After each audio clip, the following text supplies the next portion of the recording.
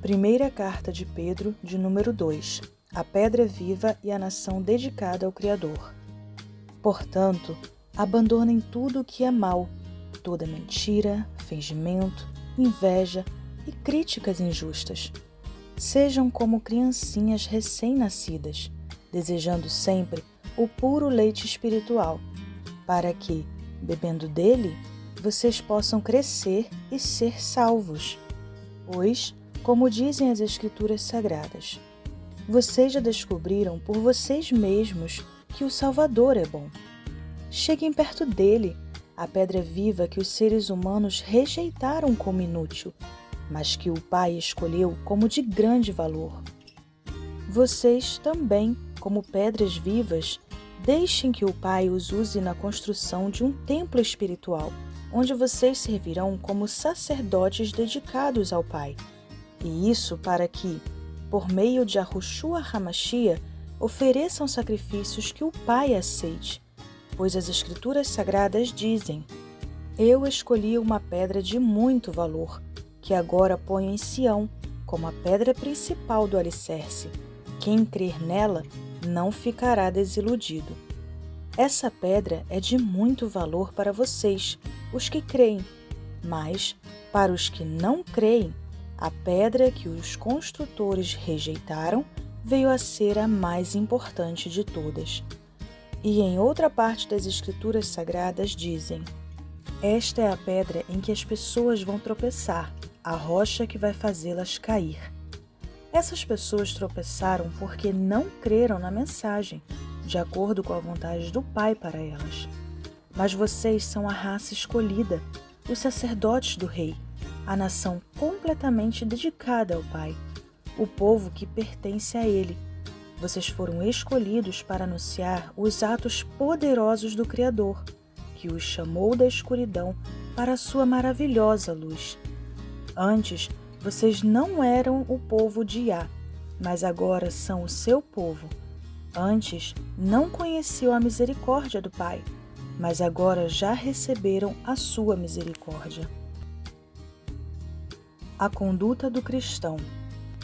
Queridos amigos, lembrem que vocês são estrangeiros de passagem por este mundo. Peço, portanto, que evitem as paixões carnais que estão sempre em guerra contra a alma. A conduta de vocês entre os pagãos deve ser boa, para que, quando eles os acusarem de criminosos, tenham de reconhecer que vocês praticam boas ações, e assim louvem ao Pai no dia da sua vinda. Por causa do Criador, sejam obedientes a toda a autoridade humana, ao imperador, que é a mais alta autoridade, e aos governadores, que são escolhidos por ele para castigar os criminosos e elogiar os que fazem o bem.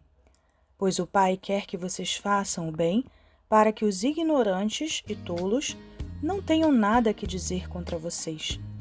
Vivam como pessoas livres, não usem a liberdade para encobrir o mal, mas vivam como escravos do Altíssimo. Respeitem todas as pessoas, amem os seus irmãos na fé, temam ao Pai e respeitem o imperador. Messias, exemplo para os sofredores. Vocês, empregados, sejam obedientes aos seus patrões e os respeitem, não somente os que são bons e compreensivos, mas também aqueles que os tratam mal. Se vocês suportarem sofrimentos injustos, sabendo que esta é a vontade do Pai, Ele abençoará vocês por causa disso. Pois, se vocês fazem o mal e são castigados, qual é o merecimento de suportarem com paciência o castigo?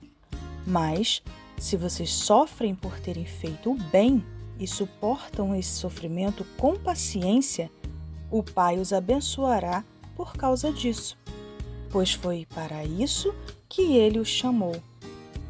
O próprio Messias sofreu por vocês e deixou o exemplo, para que sigam os seus passos. Ele não cometeu nenhum pecado e nunca disse uma só mentira. Quando foi insultado, não respondeu com insultos. Quando sofreu, não ameaçou, mas pôs a sua esperança no Pai, o justo juiz. O próprio Messias levou os nossos pecados no seu corpo sobre o madeiro, a fim de que morrêssemos para o pecado e vivêssemos uma vida correta. Por meio do sofrimento dele, vocês foram curados. Vocês eram como ovelhas que haviam perdido o caminho, mas agora foram trazidos de volta para seguir o pastor, que cuida da vida espiritual de vocês.